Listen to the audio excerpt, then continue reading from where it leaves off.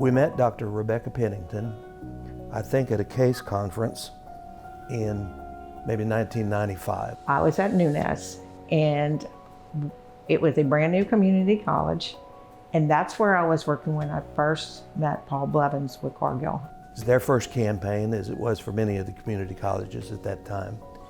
And they were excited about a $1.5 million goal, and they over-exceeded $2 million.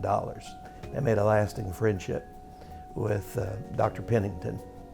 Dr. Pennington moved on up to Nicholls State University. The foundation at Nicholls, pretty active, had been doing some fundraising, but nothing coordinated.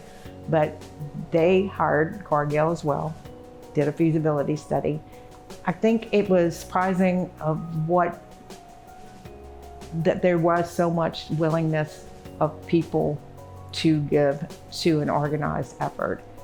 And that was new information that they had not had because they'd never done anything like that. So they did 20 face-to-face interviews, and then they did like a mail survey to a much wider audience. And they asked people, what will you give to? And so the priorities were basically set on that feedback. A lot of it was endowed professorships, also endowed chairs, multiple scholarships. So it wasn't a lot of bricks and mortar stuff. It was more things that directly supported faculty and students. They set a goal of $9 to $15 million for Nicholls State, and they raised over $26 million in that campaign. Their approach and just the tools and support that they provide along the way, it works. Once you make the decision to move forward with actually a campaign after feasibility study, I found that their fees were very reasonable. That wasn't the case with some companies that were interviewed.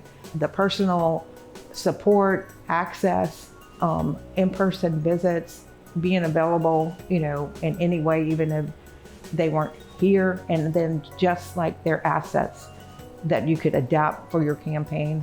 And the whole process was just seamless. So they're very easy to work with.